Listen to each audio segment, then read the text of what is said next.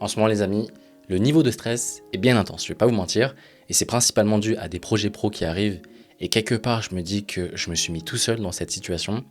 Je sais pas si c'est bien ou pas, mais vous commencez à me connaître, ça m'évoque plein de choses en termes de santé mentale que j'aimerais vous partager. J'ignore à quel point on a besoin de se mettre dans cet état de stress pour atteindre nos objectifs et donc réussir, parce que ouais, quand je fais le point, que ce soit au niveau de mes inspirations ou des personnes autour de moi qui je considère avoir réussi, et attention, vous mettez la définition que vous souhaitez derrière le mot réussite, et bah ouais, il n'y a pas un monde où ces personnes réussissent sans à un moment se mettre un coup de collier, quoi. Je crois qu'avec la hustle culture et tout ce délire de réussite dans la vie là, bah le stress est devenu tellement une commodité, à savoir que c'est tellement devenu normal de stresser, bah qu'on n'en parle plus.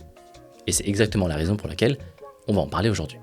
Si vous êtes nouveau ou nouvelle ici, bah soyez la bienvenue. Moi c'est Nico et ici je documente tout mon chemin de créateur, vidéaste et entrepreneur que j'ai pris il y a à peu près 2 ans après avoir quitté un chemin très traditionnel, donc tout le délire ingénieur, cadre, CDI et tout le tralala. C'est un chemin de vie très intentionnel sur lequel j'apprends plein de choses, aussi bien sur l'entrepreneuriat, la vie d'indépendant et tout ce côté pro, mais aussi et surtout l'aspect perso, l'aspect bien-être humain et santé mentale, comme on va voir aujourd'hui. Donc si ce sont des choses qui vous parlent, restez là, installez-vous confortablement ou vaquez à vos occupations. Je sais qu'il y en a qui m'écoutent pendant leur sport ou pendant leur vaisselle là. J'ai reçu quelques messages, dédicaces à vous, parce qu'on est parti pour une petite discussion ensemble que je vous ai chapitré comme d'habitude pour que vous puissiez vous y retrouver. Et on est parti. Je me suis surpris cette semaine à dire à un pote d'enfance avec qui on s'échangeait des news parce que ça faisait longtemps, etc., que bah en ce moment je manquais de temps, que j'étais dans le rush et que j'avais beaucoup de boulot. Et il me disait que c'était tant mieux, parce que ça voulait dire que mon activité marchait. Et même s'il y a une part de vérité dans tout ça, parce que oui, je préfère largement ces moments intenses où il se passe des choses que ces moments de calme plat total, hein, les indépendants parmi vous, vous saurez de quoi je parle, et bah cette discussion m'a un peu interrogé. Parce que quelque part, quand il m'a dit ça, bah, j'ai ressenti de la fierté. Et je me suis demandé pourquoi. C'est comme si je cherchais à me faire valider, à valider mon statut, par le fait que je sois pris, occupé, et à fond dans mon travail, quoi. Et c'est d'autant plus accentué par le fait que ce choix d'avoir démissionné d'un truc très classique, d'avoir quitté un CDI pour prendre le chemin de l'entrepreneuriat, de la création sur Internet, faut pas se leurrer, mais pour beaucoup, ça n'a ni queue ni tête. Et je crois que peu importe le chemin qu'on prend, s'il est un tant soit peu décalé du chemin traditionnel, c'est inévitable. On va chercher à prouver. Et je vous parle de ce pote en particulier là, mais je crois que c'est un truc très global finalement qui est valable pour tout mon entourage. Et je pense notamment à ma famille, je pense notamment à mon père qui est un peu le cliché du papa asiatique pour qui en fait il va pas trop se faire de soucis pour son enfant tant que son enfant travaille. Le travail est une valeur cardinale très forte dans notre famille et je crois qu'en fait c'est le cas pour toute notre culture, toute notre société au global.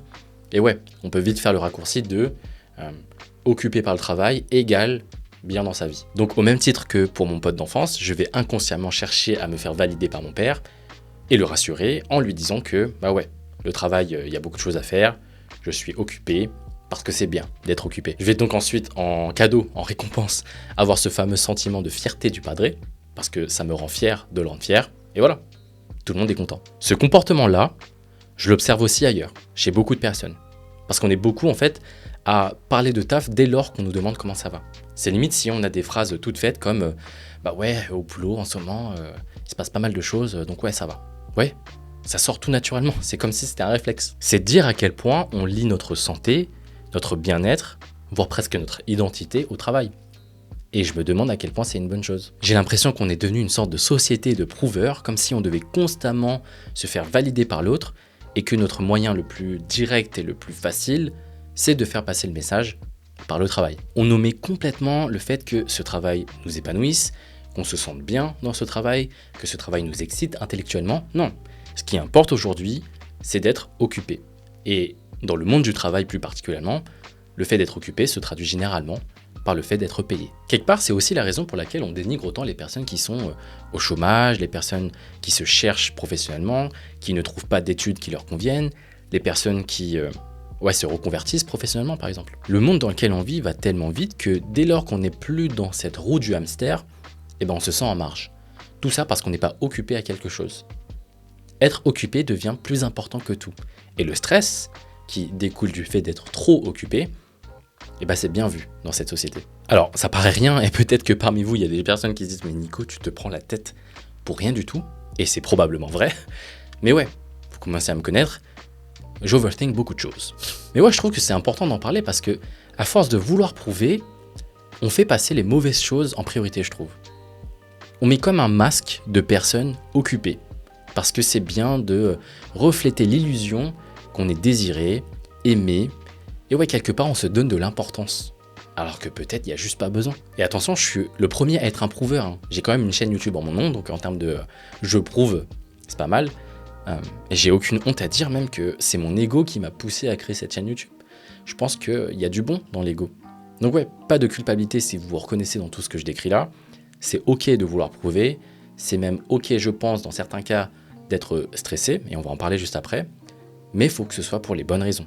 Et c'est de ça dont j'avais envie de parler aujourd'hui, et dont je vous invite à creuser ensemble. Au moment où je vous parle là, je suis à quelques jours du projet le plus ambitieux de ma vie, à savoir monter un séjour de formation en physique entre apprentis créateurs vidéo. Ça paraît rien comme ça, mais c'est un projet tellement ambitieux qui requiert tellement de compétences différentes que je n'avais pas il y a quelques mois.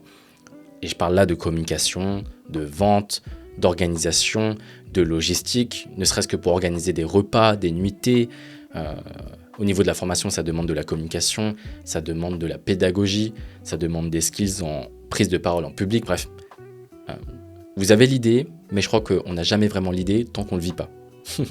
Bref, c'est un projet qui me demande énormément de compétences, et forcément que ça me stresse. Mais j'aime me dire que c'est du bon stress. La question se pose alors de savoir comment faire pour reconnaître le bon stress d'un mauvais stress. Et je crois que, comme tout dans la vie, c'est une question de dose. Quand le stress est juste assez présent pour nous mettre en action, pour nous mettre ces petites pressions à l'arrivée des deadlines, pour nous mettre ces avertissements avant un danger, c'est clairement bénéfique. Le cerveau est loin d'être con et le stress sert juste à dire à notre conscient que si on fait rien là, on court un danger. C'était le cas il y a des centaines de milliers d'années, et c'est encore le cas aujourd'hui. Sauf qu'il y a des centaines de milliers d'années, on prenait des shots de stress, soit pour fuir l'ours qui allait tabasser ta tribu, ou pour chasser le gibier qui allait la nourrir, mais on expérimentait des pics de stress, et ça durait jamais vraiment très longtemps. C'est seulement dans notre ère moderne que le stress est devenu chronique. Et quand je parlais de dose, il faudrait plus, en réalité, parler de dose dans le temps. C'est quand le stress dure longtemps que là, ça devient dangereux. C'est pourquoi on est de plus en plus à expérimenter des burn-out, à vivre des crises d'anxiété, et globalement, à être devenu une société de stressés. Les plus vieux d'entre nous aiment bien dire que la nouvelle génération ne gère pas bien ce stress, ou qu'on donne trop de choix à cette nouvelle génération pour qu'ils stressent. Bref, c'est ce qu'on me disait dans mon ancien job. Mais il faut voir toutes les infos qui nous viennent, tous les enjeux auxquels on fait face et auxquels on va faire face, alors que, de façon très égoïste, on va chercher en priorité à régler nos problèmes qu'on se crée nous-mêmes, simplement pour vivre la vie qu'on a choisie. Faut voir le non-sens du truc. Je vous dis ça parce que c'est clairement mon cas aujourd'hui. Rien ne m'oblige à créer un projet aussi ambitieux, rien ne m'oblige à mettre la barre aussi haute, mais ça me tient à cœur.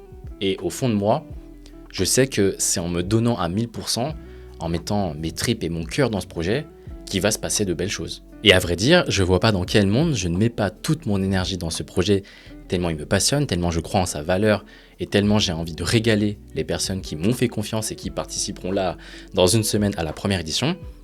Au moment où je vous parle, je sais pas du tout si ça va être un flop ou une réussite, mais j'ai envie de me donner les moyens d'y arriver. Et de toute façon, vous verrez bien dans 2 semaines, puisque je pense que la prochaine vidéo parlera de ça. Donc si ça vous intéresse, abonnez-vous. Ce qui est important à dire là, c'est que si je m'autorise à me donner autant dans ce projet, c'est que je sais que le 23 mai au soir, donc le dernier jour du séjour, quand le bootcamp sera derrière moi, je pourrai souffler. Il y a une deadline, il y a un plafond. Et je sais que c'est pas le cas pour les personnes qui se crament au travail. Et là, je parle d'expérience. Les personnes qui vivent un burn-out se posent souvent la question de quand est-ce que ça va s'arrêter. Je parle là de la boule au ventre de façon constante, je parle des insomnies, je parle de la respiration qui se dérègle, je parle de la prise de poids insidieuse. Et c'est justement parce qu'il n'y a pas de date limite que le stress devient difficile à gérer. Et le corps n'a pas d'autre solution pour lui que d'exploser. Donc oui, au moment où je vous parle, là, je suis très stressé, je le sens très bien. Et oui, effectivement, si je continue comme ça sur 6 mois, sur 1 an, je risque de me cramer. Mais comme je vous ai dit, ça risque pas d'arriver parce que je me mets un plafond, parce qu'il y a une date limite. Je sais qu'après cette date, je pourrais me reposer et repartir de plus belle. Et je crois que c'est hyper sain finalement, du haut de mes 2 ans d'expérience, de fonctionner comme ça. On dit souvent que l'entrepreneuriat est un marathon, et j'ai longtemps cru ça, mais vu ce que je vis depuis 2 ans, ouais, et ben je vois ça de plus en plus comme une série de sprints. Bon, c'est bien beau de parler de stress, de mes projets et de moi de façon très égoïste là, mais ces vidéos ne serviraient à rien si vous ne pouvez pas repartir avec des clés très concrètes à appliquer dans votre quotidien. Pour ça, je vois 2 choses que je pourrais vous partager et qui m'aident personnellement à m'éviter tout scénario où je me crame et qui viennent essentiellement du stoïcisme. Comme quoi, il stressait déjà pas mal à l'époque. Le stoïcisme, c'est cette branche de la philosophie qui dit plein de choses, mais parmi toutes ces choses, elle fait notamment la différence entre ce qu'on peut contrôler et ce qu'on ne peut pas contrôler. Vous me voyez venir, mais la première clé que j'aimerais vous partager et avec laquelle j'aimerais que vous repartiez de cette vidéo, c'est de comprendre que c'est pas tant les événements qui nous stressent et qui nous rendent anxieux. Ce sont notre réaction face à ces événements. Il y a l'événement, il y a nous, et entre ça, il y a notre réaction. Si on prend un cas extrême que j'ai personnellement vécu, et c'est pour ça que je m'autorise à le prendre en exemple parce que c'est un peu touchy, mais si on perd un proche, un parent par exemple, un truc horrible que je souhaite vraiment à personne, et bah le stoïcisme nous dit que c'est pas tant l'événement, c'est pas tant la perte de cette personne qui nous fait vriller, mais ce sont les réactions suite à cet événement. Et je parle pas tant des émotions, du choc, de la tristesse qui est engendrée par cette perte, je parle plutôt des comportements qu'on peut avoir suite à cette perte. C'est ok d'avoir mal, c'est ok aussi de se laisser tout le temps du monde pour souffrir et faire son deuil, mais ce qui n'est pas ok, ce sont les comportements engendrés par cette souffrance et qui vont accentuer cette souffrance. Là encore, il y a des cas où on vit des vrais traumatismes qui laissent de vraies séquelles sur notre cerveau et qui peuvent amener autre chose qui requiert de l'assistance médicale comme de la dépression par exemple. Je préfère faire un petit disclaimer à ce niveau-là parce que c'est un peu touchy, mais ouais. Dans mon cas, je traite du deuil en général à travers mon prisme à moi. Voilà, au moins ça c'est dit. Ce dont je parle essentiellement là, ce sont toutes ces fois où on va se laisser aller, où on va fuir la réalité en s'occupant. C'est marrant d'ailleurs de faire le parallèle sur le terme d'occupation. Mais ouais, toutes ces fois où on fuit la réalité aussi dans des addictions, dans des substances, dans du jeu vidéo, et toutes ces choses que vous connaissez bien qui vont nous faire abandonner un projet sous prétexte qu'on souffre. Évidemment que c'est ok de souffrir, évidemment que l'événement est passé et que on peut rien y faire, mais on peut choisir de faire quelque chose d'utile de cet événement. J'aurais 2 recos à vous partager, bougez pas, mais s'il y a bien un livre à lire, je cherche, il est là. Ouais, si vous avez du temps et l'occasion de lire Avoir le courage de ne pas être aimé, c'est un banger. C'est pas tant un livre qui parle de stoïcisme, mais plutôt de psychologie dite adlérienne. Et dedans, il y a tout un passage sur le fait que il est 1000 fois plus confortable, facile et presque lâche de se réfugier dans une addiction, dans un comportement défensif, dans toute autre situation où on s'auto-sabote, que de se confronter à la réalité. Et ouais, moi perso, ça m'a beaucoup aidé dans le fait de prendre ma responsabilité dans mon bien-être. L'autre reco que j'aimerais vous partager, c'est un gars que j'ai découvert sur internet il y a à peu près 2 ans et qui a littéralement changé mon deuil personnel, c'est Mo Gaudat, qui en fait, à la suite du décès de son fils, Ali, a décidé de faire quelque chose de cette perte tragique, à savoir quitter son taf d'ingénieur à Google pour continuer à faire véhiculer les valeurs de son fils dans une mission qui est de rendre les gens le plus heureux possible, quoi. Il explique lui-même avoir eu 2 choix à un moment de sa vie, qui est se morfondre de la perte de son fils ou faire quelque chose de ça. C'est hyper passionnant et c'est difficile pour moi de vous retranscrire tout ce que la découverte de ces projets m'a provoqué chez moi. Mais ouais, je vous mettrai en description mon épisode de podcast préféré à ce sujet-là. Mais vraiment, ce gars, Mo Gaudat, pépite, hyper inspirant. J'ai pris volontairement un exemple extrême parce que je trouve que c'est un sujet dont on parle pas beaucoup mais qui concerne tout le monde. Et ouais, je sais que c'est en moi que j'ai envie de faire un jour un projet créatif à ce sujet-là, pour pas dire documentaire.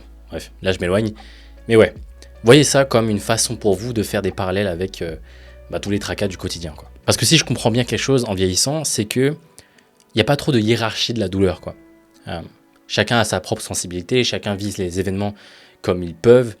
Mais ce qui est sûr et certain, c'est que chacun est aussi maître de ce qui se passe ensuite. Et c'est peut-être ça qu'il y a à retenir de cette vidéo. Si on décide de réagir autrement que ce que dicte l'anxiété, la souffrance, la peur et toutes ces choses dans notre tête qui amènent des choses négatives, je vous assure, et là je parle d'expérience, qu'il y a de belles choses qui se passent derrière. La deuxième clé que j'aimerais vous partager aujourd'hui, et pour le coup c'est une observation là récente et c'est les leçons qu'apprennent la maturité et la vieillesse, n'est-ce pas? Mais ouais, ça concerne plus quelque chose en rapport avec la temporalité. À savoir que quand on stresse pour quelque chose, généralement, la plupart du temps, c'est par anticipation de ce quelque chose. C'est un peu lié à tout ce que je vous disais sur cette vie effrénée, sur le rythme de vie effréné, sur la roue du hamster dont je vous parlais, et le fait d'être occupé.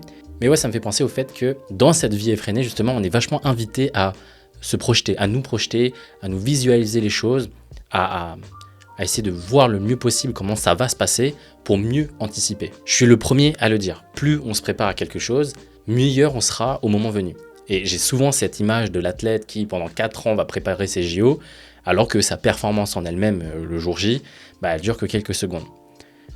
C'est quelque chose que je me répète souvent sur tous les aspects de ma vie, notamment pro, mais réfléchir comme ça peut aussi être un piège. On peut tomber dans le piège où on visualise tellement la chose que on oublie de vivre le moment présent. Et généralement, le plus souvent, au moment présent, il n'y a aucune raison de stresser. Ça paraît bête comme ça, je m'entends et je me rends bien compte que ça a l'air stupide.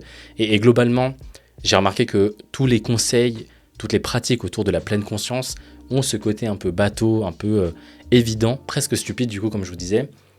Mais pour le coup, je trouve ça loin d'être stupide de se rappeler tous ces principes. La vie est faite pour être vécue dans le moment présent. Et il est important de rappeler que ce qui arrivera dans le futur appartient au futur. Et encore une fois, c'est ce truc de je ne peux contrôler que ce qui m'est donné d'être contrôlé, à savoir le présent. Alors dans les cas où le stress monte, parce que voilà, il y a un événement, il y a quelque chose, on sent que le stress monte là, et qu'on a cette volonté de faire redescendre d'un niveau ce stress, moi j'aime bien me focus sur ma respiration. Encore une fois, là, il y a plein de techniques de respiration qui existent, mais pour pas me prendre la tête, j'aime bien me rappeler que je vais consciemment expirer plus longtemps que je n'inspire. En fait, quand on stresse, on a tendance à trop inspirer. Vous verrez la prochaine fois que vous êtes stressé, etc.